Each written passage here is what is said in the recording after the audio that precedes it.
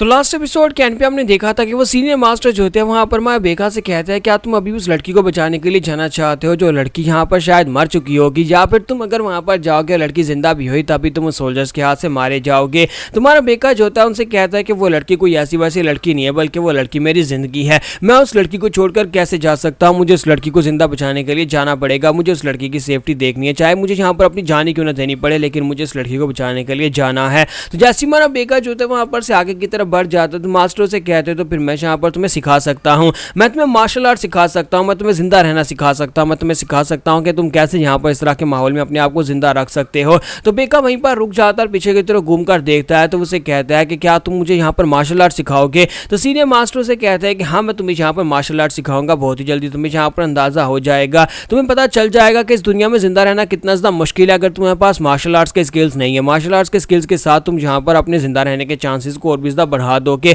और तुम्हारे दुश्मन वैसे भी काफ़ी ज़्यादा हैं। तो यहीं पर से नेक्स्ट सीन दूसरी तरफ का दिखाया जाता है जहाँ पर ग्रैंडपा जो होते हैं वो अपनी कार के ऊपर बैठे इस एरिया को छोड़कर कहीं पर जा रहे होते हैं। तो वो उसे कहता है कि मुझे लगता है कि ये रोड काफ़ी ज़्यादा लंबा और साथ ही वो एक गाना गा रहे होते हैं। तो जब वो वहाँ पर गाना गा रहे होते हैं और साथ ही माँ राइमी आगे से गाना गाना शुरू कर देती है तो राइमी जो होती है वहाँ पर उनका साथ दे रही होती है। ग्रैंडपा काफ़ी खुश होते हैं और कहता है कि तुम्हें तो यहाँ पर ये गाना आता है। तो राइमी कहते हैं कि हाँ आपने यहाँ पर ये गाना गाया तो उसके बाद मुझे अगली लाइनें याद आ गई हैं। तो ग्रैंडफादर उसे कहते हैं कि मुझे लगता है किसी तरह एक दिन तुम्हें यहाँ पर अपनी सारी की सारी मेमोरीज वापस मिल जाएंगी और हम लोग इस वक्त जिस जगह के ऊपर जा रहे हैं वहाँ पर जाने के बाद तुम्हारी मेमोरीज को वापस लाने में तुम्हारी मदद की जाएगी, क्योंकि वहाँ के एल्डर जो है उनके पास कुछ ऐसे तरीके हैं जिससे वो तुम्हारी मेमोरीज को वापस ला सकते हैं। ग्रैंडफादर उसे अपने साथ लेकर डिवाइन सेक्टर की तरफ आगे बढ़ रहे होता है। डिवाइन सेक्टर यानी कि ह्यूमनली डिमोनिक डिवाइन कल्ट की तरफ लेकर आगे बढ़ रहे होते हैं और उसे कहता है कि तुम्हें ज्यादा परेशान होने की जरूरत नहीं है बेटा सिरिन, हम लोग वहाँ पर जाएंगे, तुम्हारी मेमोरीज को वापस हासिल करेंगे और उसके बाद में वापस तुम्हारे घर पहुंचा देंगे। तो जहाँ पर इसे सिरिन कहा जा रहा था क्योंकि इसे अपना नाम याद नहीं रहा था। तो इसी के साथ ही रात के वक्त का सीन दिखाते हैं जहाँ पर ग्रैंडफादर उसे कहते हैं कि आज के बाद से तुम्हारा नाम चियोल सिरिन होगा।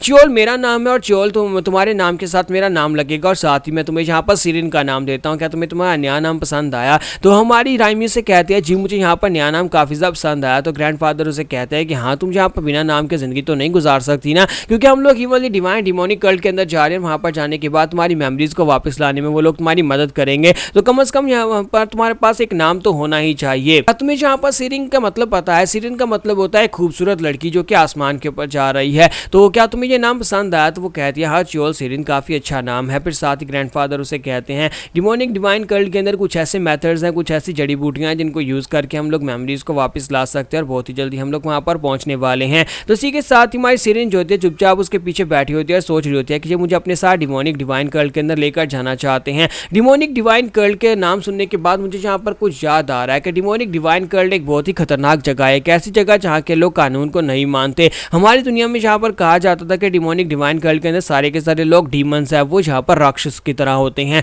और वो किसी कानून को नहीं मानते और सारे के सारे इंटोरियस क्रिमिनल्स होते हैं। ये मुझे ऐसी जगह के ऊपर लेकर जा रहे हैं। तो ग्रैंडपा वहाँ पर जाने के बाद क्या सेफ रहेंगे, ये मुझे यहाँ पर अपनी मेमोरीज को वापस दिलवाना चाहते हैं, लेकिन उस जगह के ऊपर जाने के बाद ग्रैंडपा को भी नुकसान पहुंच सकता है। ग्रैंडफादर उसे कहता है कि सिरिन परेशान होने की जरूरत नहीं है, वहाँ पर सामने देखो शिंजू डोंग लिखा हुआ है। इस केव को पार करने के बाद हम लोग डिमोनिक सेक्टर की टेरिटरी में पहुंच जाएंगे। हम लोग राइटिस टेरिटरी को छोड़कर दूसरी तरफ निकल जाएंगे। तो वहाँ पर सामने केव होती है, तो उस केव के दूसरी तरफ जब वो निकलेंगे तो वो डिमोनिक पाथ पे पहुंच जाएंगे, यानी डिमोनिक सेक्टर में पहुंच जाएंगे। तो इसी के साथ ही वो लोग उस पाथ को क्रॉस करते हैं। उस टनल को क्रॉस करने के बाद दूसरी तरफ निकलने के बाद ग्रैंडफादर उसे कहते हैं देखो अब तुम यहाँ पर जिस जगह के ऊपर उसे 10,000 ग्रेट माउंटेन्स कहा जाता है, ये डिमोनिक डिवाइन कल्ट का एरिया है। तो हमारी जो सिरिन होती है वो सब कुछ देखने के बाद काफी ज्यादा खुश होती है और कहती है तो बहुत ही खूबसूरत जगह है। मुझे तो लगा था कि डिमोनिक कल्ट एक बहुत ही घटिया जगह होगी, एक डेजर्टेड जगह होगी जहाँ पर हर जगह के ऊपर कंकाल पड़े होंगे। तो ग्रैंडफादर उसे कहते हैं कि नहीं बच्ची अभी आगे जाओ, तुम्हें देखोगे तुम और भी ज्यादा हैरान होने वाली। तो वो उसे बाजार के अंदर से लेकर गुजरते हैं जहाँ पर बाजार के अंदर रश लगा होता है, लोग खरीदारी कर रहे होते हैं, दुकानें सजी होती है। तो ये सब कुछ देखने के बाद वो कहते हैं कि ये डिमोनिक कल्ट का एरिया है। तो ग्रैंडफादर उसे कहते हैं कि हाँ ये डिमोनिक कल्ट का ही एरिया है। तुम्हें क्या लगा था कि जहाँ पर डिमोनिक कल्ट के अंदर सभी लोग एक दूसरे को जान से मार रहे होंगे, कोई किसी की इज्जत लूट रहा होगा, कोई किसी को मार रहा होगा, लेकिन तुम्हें यहाँ पर देखकर हैरानी हो रही है कि जहाँ के बाजार भी नॉर्मल बाजारों की तरह हैं जैसे कि तुम्हारे राइटियस सेक्टर्स के अंदर होते हैं। हाँ ये लोग भी नॉर्मल लोग हैं, हम सभी लोगों के बारे में सभी लोग यही सोचते हैं। राइटियस लोगों को पता नहीं किसने ये कह दिया कि हम डिमोनिक सेक्टर के लोग डीमंस होते हैं, लेकिन ये सारे के सारे आम लोग हैं जो यहाँ पर आकर अपनी जिंदगी गुजार रहे हैं। कुछ एक दो लोगों को छोड़कर जो कि डिमोनिक कल्ट के अंदर डिमोनिक काम करते हैं, बाकी के सभी तो आम निर्दोष लोग हैं जिन्हें मार्शल आर्ट्स के बारे में कुछ भी नहीं पता, वो बस यहाँ पर अपनी जिंदगी जिंदगी गुजारना चाहते हैं और एक काम जिंदगी गुजार रहे हैं। आज से 20 साल पहले जब यहाँ पर डिमोनिक और राइट के सेक्टर्स के बीच में फाइट हुई, तो उस फाइट के बाद से डिमोनिक सेक्टर के अंदर यहाँ पर उन लोगों ने ये बातें फैलाना शुरू कर दी कि डिमोनिक सेक्टर के लोग जो हैं वो कमीने लोग हैं और सारे के सारे डीमंस और राक्षस होते हैं। और उसके बाद उनकी नफरत इतनी ज्यादा बढ़ चुकी है कि किसी ने भी यहाँ पर इस बात के ऊपर ध्यान नहीं दिया कि आज यहाँ पर भी लोग रहते हैं,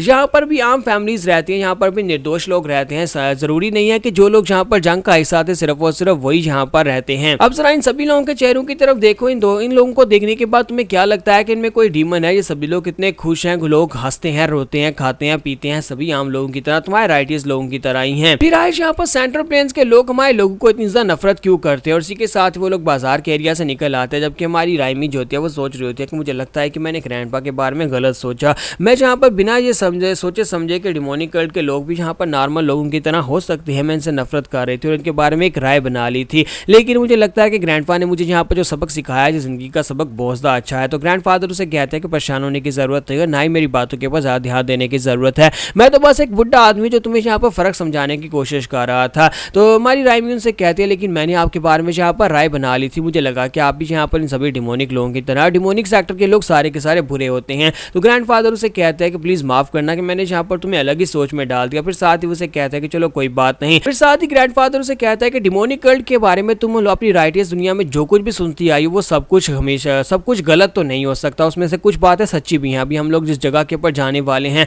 हम लोग चोरमा के पैलेस की तरफ आगे बढ़ने वाले हैं। चोरमा के पैलेस के अंदर असली राक्षस रहती है, वो सारे के सारे बुरे लोग हैं और उनमें से ज्यादातर लोग जो है वो बुरे काम कर चुके हैं। इसी वजह से वहां पर जाकर तुम्हें बहुत से संभल कर रहना होगा। तो वो से यहाँ पर चोरमा के पैलेस की तरफ लेकर आगे बढ़ते हैं और जैसे वो लोग जाकर चोरमा के पैलेस के बाहर रुकते हैं तो हमारी जो राइमी होती है वो कहती है कि इस जगह तो बहुत ज्यादा बड़ी है, यहाँ तक कि इसका गेट भी इतना ज्यादा बड़ा है। और ग्रैंडफादर जाकर गार्ड के साथ बात कर रहे हो, पता नहीं वहां पर उन्हें अंदर जाने की इजाजत भी मिलेगी या नहीं। तो ग्रैंडफादर वहां पर खड़े होते हैं और इसी के साथ ही गार्ड जो होता है उसका टोकन देखने के बाद वहां पर थर थर कांप रहा होता है। तो वो कहती है कि ये क्या? ग्रैंडफादर ने अपने पास एक टोकन दिया और उस टोकन को देखने के बाद वो गार्ड्स कांप क्यों रहे हैं? फिर साथ ही वहां पर उस टोकन की तरफ दिखाता है कि वो गोल्डन कलर का टोकन होता है जिसके ऊपर डिवाइन सेक्टर लिखा होता है। तो हमारे ग्रैंडफादर उसे कहते हैं क्या हो गया, क्या मुझे अपना नाम भी बताना पड़ेगा या फिर ये टोकन काफी नहीं है मेरी आइडेंटिटी को क्लियर करने के लिए? तो गार्ड जो होता है वहीं पर उसके सामने घुटने टेक देता है और कहता है सर प्लीज हमें माफ करिएगा, हम आपको पहचान नहीं पाए। और सभी के सभी लोग वहां पर घुटने टेक देते हैं और उसे यहाँ पर वाइस कल्ट लीडर कह के उसे रिस्पेक्ट दे रहे होते हैं।